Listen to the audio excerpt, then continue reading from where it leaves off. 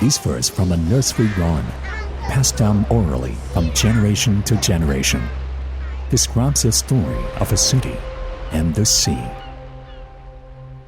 What allowed this place, once a frontier settlement far away from the heart of China, to ultimately become a major hub of global maritime commerce?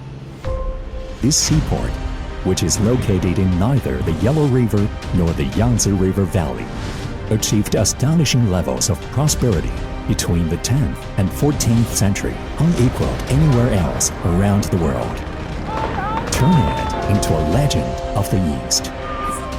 Who set in motion the events that allowed such prosperity to persist for 400 years? And who is responsible for preserving and passing down that history throughout the past millennia of history?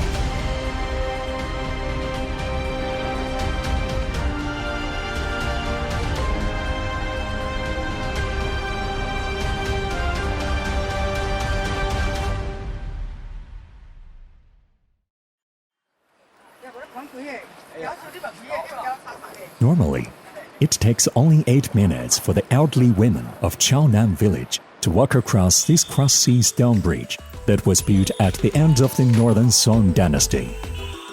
If the bridge was not there, the women's journey home would take 10 times as long.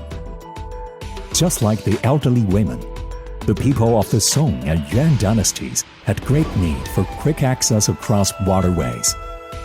To address this problem, they built hundreds of massive stone bridges, setting off a bridge-building boom that would last 300 years, right through the era of greatest commercial prosperity.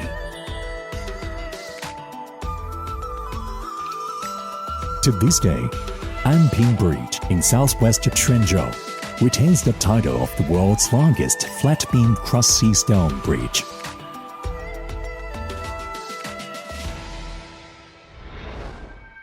However, what really astonishes researchers is that when you line up the directions indicated by each of these bridges, what you get is a massive land and water transportation network.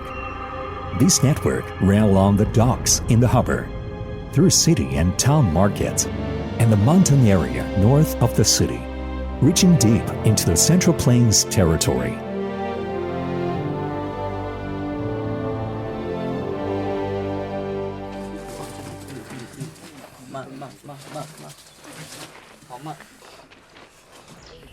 Through these Song-Yuan mining pits, as well as a 5-meter thick layer of iron slag, the Shaocaopu iron production site of Qingyang village in Anxi demonstrates a massive ironware production base. Additionally, there were also kiln sites capable of firing huge batches of ceramic wires dotted all over Quanzhou and the surrounding area. These batch production assembly lines, without exception, were all within close proximity to a main road used for transportation. This is a highly integrated territorial structure that combined production, transportation, and marketing. Was this brilliant orchestration of such large territory something that happened organically, or was it planned out intentionally?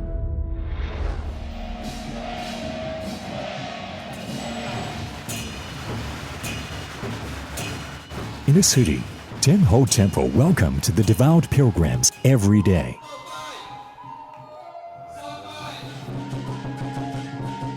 Outside the city, each time fishing folk went out to sea, they offered sacrifices to their sea gods.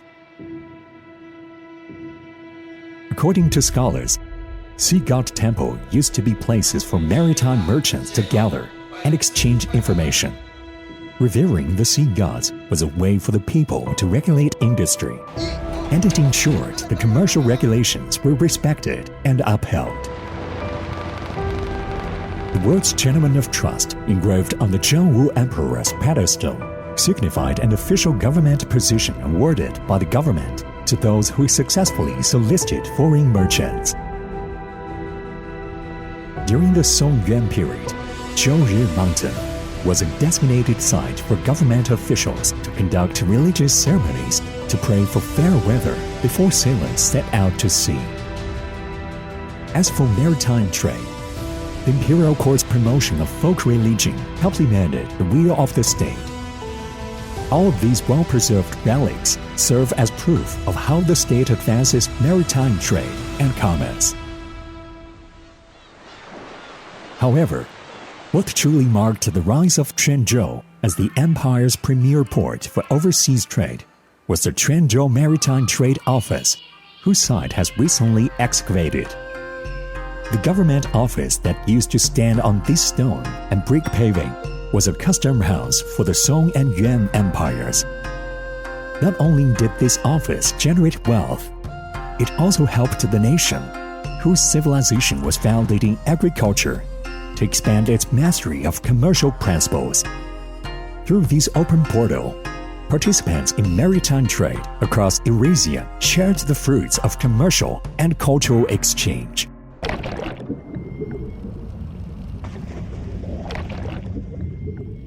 A Fujian-built ship from the Southern Song dynasty was discovered at the bottom of the South China Sea. This discovery opened the floodgates for Chinese underwater archaeology. More than 180,000 artifacts were recovered from the shipwreck, including myriad exotically styled Dohua porcelain wares, ironworks, and Arabic golden ornaments, all showing clear characteristics of being export products. This fully laden ship from Quanzhou offers valuable information about not only China, but also the world beyond China. Long before the shipwreck, it's the South China Sea was ever discovered. The wreckage of another Fujian-built ship was unearthed from the silt of Quanzhou's Hozhu port. This Southern Song ship was carrying a full load of imported spice, including ambergris, frankincense, and pepper, on its way back to the harbor. Why did this ship suddenly sink so close to the shore? What happened back then is still a mystery. Two cargo vessels of similar make heading in two different directions, carrying completely different cargo. The implication is that they were part of the same import-export commerce chain. According to the travels of Marco Polo, for every commercial vessel laden with pepper sailing towards the port of Alexandria in Egypt, there were 100 times as many heading to Quanzhou. In most overseas travelogues recovered from the Song-Yuan period, the most inclusive praise is almost always reserved for Quanzhou.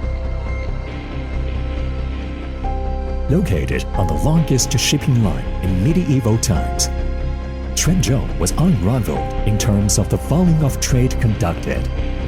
This has attracted the curiosity of scholars, as a world-class market such as Quanzhou would inevitably produce two types of people: world-class consumers and world-class merchants.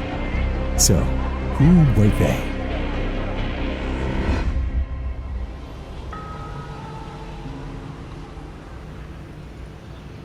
Quanzhou's Two-Man Street is not large as far as neighborhoods go, but its atmosphere and scenery can't be found anywhere else in the world.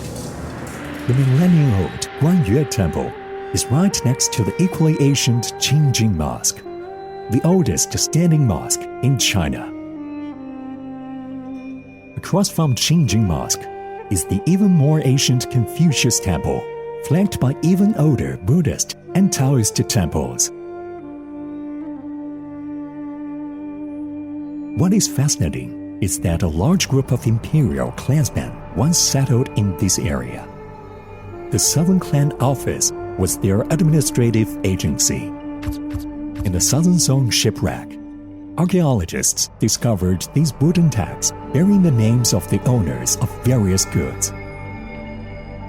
Among them is this tag with the character for Southern House written on it, referring to a member of the imperial clan of that time. However, the words on many tags show ownership by people from different social classes in Quanzhou. At that time, This was a global society where people of different ethnic backgrounds and religions lived in harmony. The people within this community came not only from Quanzhou and the hinterlands of the empire, but also from Eurasia and many other foreign ports. Together, they built Quanzhou's diverse commercially oriented social structure. They were both consumers as well as participants in maritime trade.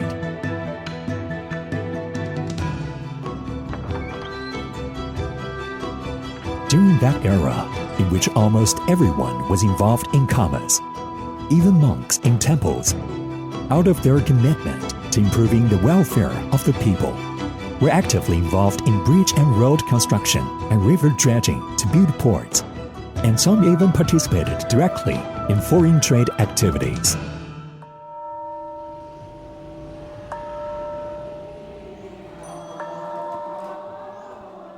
On the 26th day of the lunar calendar, Song-Yuan Temple stages its monthly ceremony of veneration of the Buddha. As usual on such occasions, West Street outside the temple is filled with incense, becoming a bazaar for street vendors.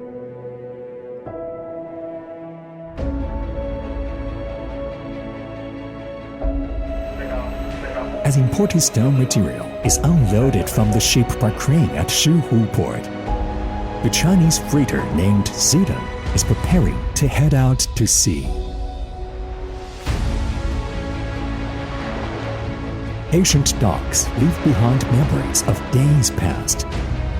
The stone pagodas along the shoreline still serve as navigation markers guiding mariners home.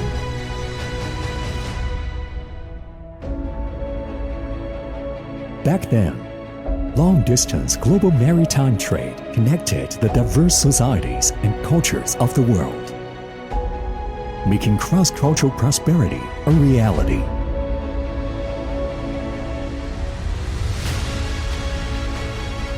Today, as the heart of the eastern terminal of the sea route, Quanzhou's maritime voyages continue unabated. The fascinating city of Quanzhou remains committed to advancing global maritime trade through inclusivity and accessibility. The exchange of civilizations that began along the Asian maritime Silk Road continues in this new era.